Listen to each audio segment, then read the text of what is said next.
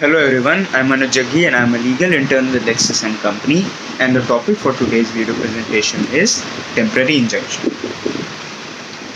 A temporary injunction or interim injunction is simply a type of restriction which restricts any of the party to prevent them from doing any specific kind of act which the other party may think is harmful or may cause damage to them, and thus it prevents them for only a specific period of a time. Temporary injunction is given under Order 39 of the Code of Civil Procedure. The various grounds under which temporary injunction may be granted are there are various grounds for this, such as, and several rules given under Order 39 which we'll be talking about. So, rule number 1 of Order 39 talks about grounds include various instances like the property in dispute, if it is in danger of being damaged or alienated by another party of the suit, if the defendant threatens to dispose of or sell of the property which is in the matter of the dispute. Hence, this is the first rule or the first ground under which temporary injunction may be granted. Rule 2 of Order 39 CPC talks about injunction to restrain repetition or continuance of breach. Under this rule, it restrains the defendant from committing a breach of contract or any other kind of injury.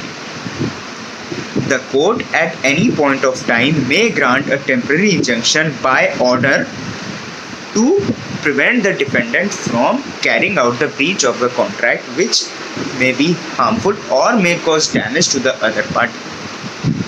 Hence, this is another rule for granting temporary injunction. The various consequences of disobeying the injunction are given under Rule 2A of Order 39 of CPC, which talks about the consequences when the party disobeys the injunction. Under this case, the court may order the property of such person guilty of disobeying the order and further detain him in prison if the court may thinks valid or it feels fit to grant imprisonment to the party in such condition.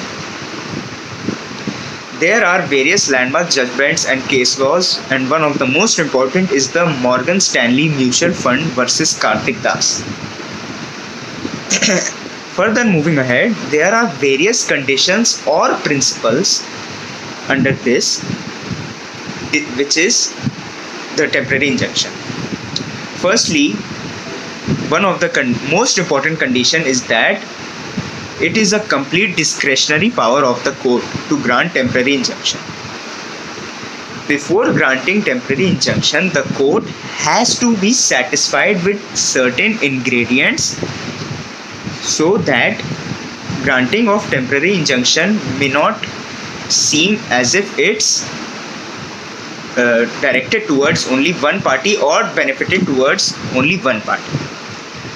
These ingredients are: number 1, whether the plaintiff has prima facie case.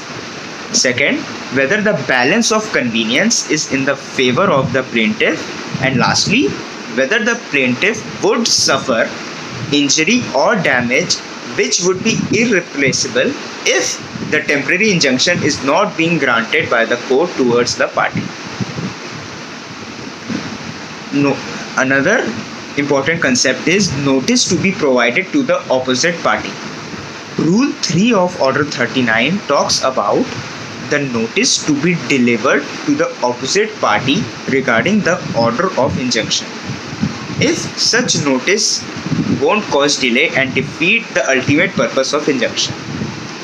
Rule 3A of Order 39 CPC talks about the application to be disposed of within 30 days of the suit.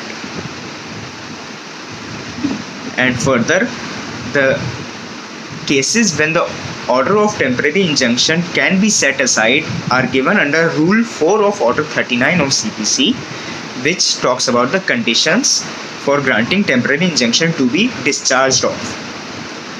And lastly, injunction to a corporation is bonding on the officers, and this is given under Rule 5 of Order 39.